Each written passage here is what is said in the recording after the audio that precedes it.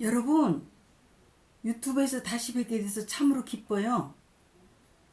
오늘은요, 고영숙 수필집 행복필이사 제주의 딸로 태어나서 행복했던 그 순간들 중에서 웃음보 장미를 낭독하려고 해요.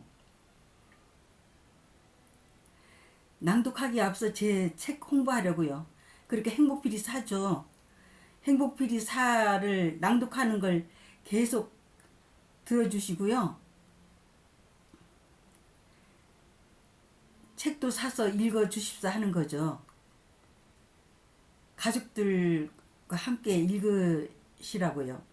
그리고 주위 분들한테도 홍보 많이 해주세요. 주문 전화는 7997-4370이에요. 그러면 지금부터 낭독으로 들어갈게요. 웃음보 장미. 어느 날 장미네 가족이 동네에 살고 계시는 친척 할아버지 댁을 방문했다. 그곳은 장미네 반 친구인 형국인의 집이기도 하다. 친척 할아버지 할머니는 오랜만에 방문한 장미네 가족을 무척 반갑게 맞아주었다. 장미 아빠와 장미 어머니는 사실 저희들이 자주 찾아뵈야 되는데 워낙 바쁘다 보니 사람놀이를 제대로 못하고 있습니다. 너그러운 마음으로 이해해 주세요 했다. 외할아버지 사촌 동생인 형국이 할아버지는 정색을 하며 전혀 의외라는 듯 아니야 일이 바쁠 텐데 그런 생각 추호도 하지 말게. 이해 다 하고 있으니까. 아무튼 자네 승진 축하하네 했다. 장미 아버지도 모두가 다 주위 분들 덕분이죠 했다. 장미는 벌써 오랜만에 만난 형국이 동생이랑 공기놀이를 하느라 여념이 없었다. 형국이 할머니께서도 시골 갔다 온 장미 어머니의 이런저런 고향 얘기를 귀담아 들으시며 계속 입가에 미소를 머금고 있는 것이 반가운 고향 소식을 의외로 듣게 되어 무척 기쁘신 것 같았다. 형국이 할아버지께서는 장민의 가족이 며칠 전에 시골 가서 보고 들은 문종의 이런저런 얘기들을 장미 아버지로부터 전해 들으며 너털 웃음을 웃고 계셨다. 아무튼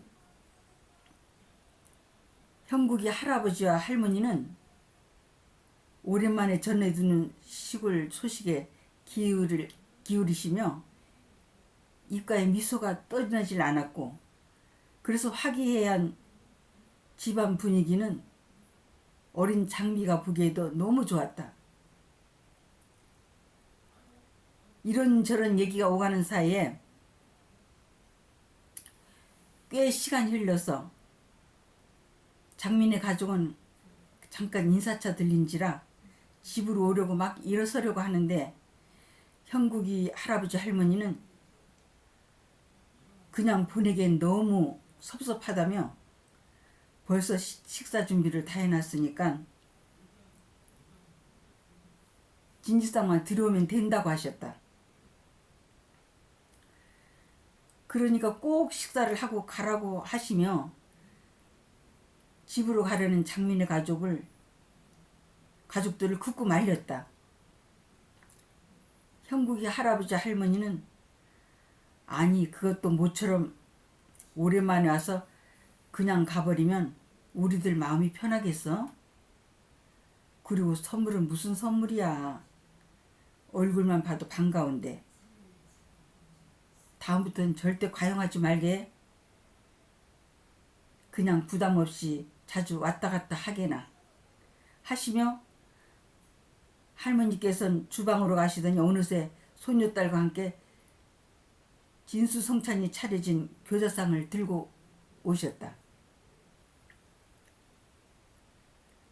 그래서 장민의 가족은 형국이네와 함께 상가가에 들러 앉을 수밖에 없었다. 그런데 그때 장미의 머리에 선뜻 떠오르는 것이 있었다.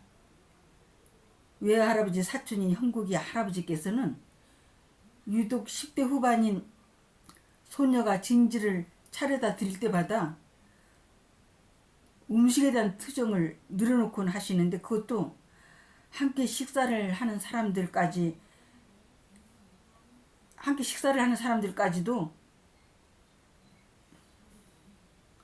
너무 지겨워서 밥맛이 싹 가실 정도로 한참 동안 언성을 높여가며 음식 투정을 하신다.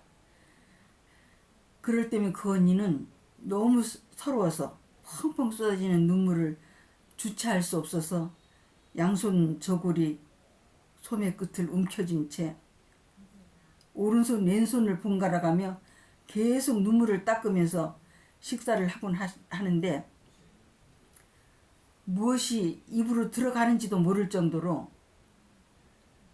그렇게 흑흑대며 슬피 울곤 했다. 장미가 보기에도 별것 아닌데 어린 소녀에게 너무 심하게 음식 투정을 하시는 것이다. 소녀가 만든 음식을 사랑으로 맛있게 드실 만도 한데, 소녀에 대한 할아버지 음식 투정은 날로 더해져 가족들도 말리다 못해 지칠 정도였다. 그래서 오늘도 장미는 혹시나 했는데 아닌 게 아니라 잠깐 상을 쭉 둘러보시더니 인내 음식 투정을 늘어놓기 시작했다. 그 순간 장미는 그래, 내 생각이 적중했어 하며 웃음이 왈칵 터져나와 도저히 참을 수가 없어서 막 웃어버렸다. 배꼽을 쥐고 웃다 못해 뒹굴기까지 했다. 급기야는 눈물까지 흘리면서 깔깔대며 뒹구는 바람에 장미 부모님께서는 몹시 당황한 나머지 아주 작은 목소리로 짜증을 내며 때야 장소를 가려가며 웃던지 울던지 해야지 라고 하시며 장미에게 눈짓과 입속말로 계속 주의를 주셨다.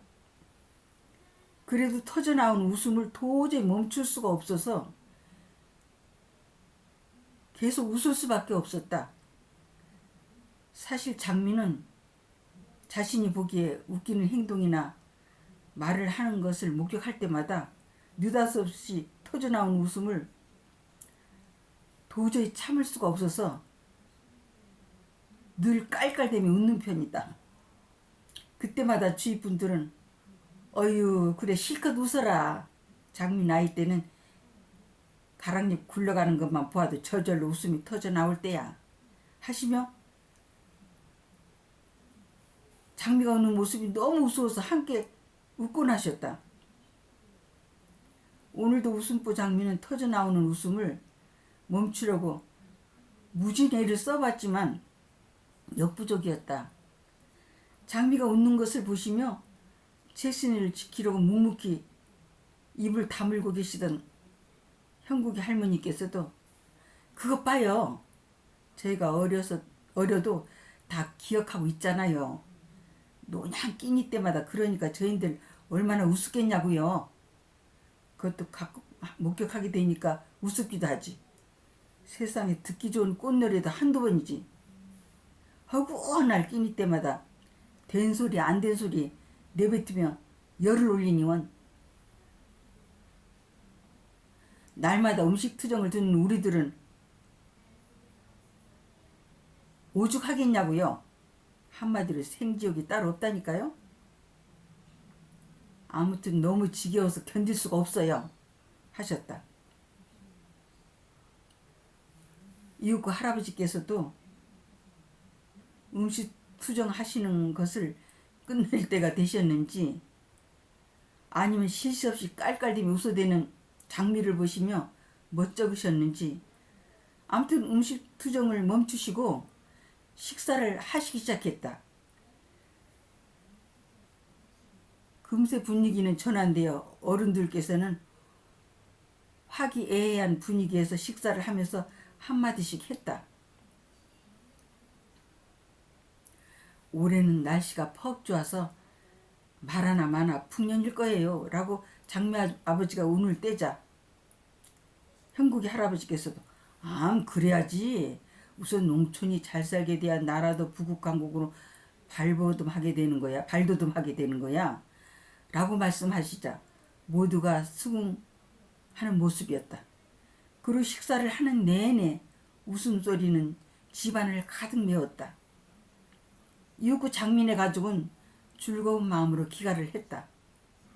장미 부모님은 얘 장미야 너무 하는 것 아니니? 그렇게 시도 때도 없이 웃어대니 엄마와 아빠의 체면 뭐가 되겠니? 우리 장미가 꽤 영특하다고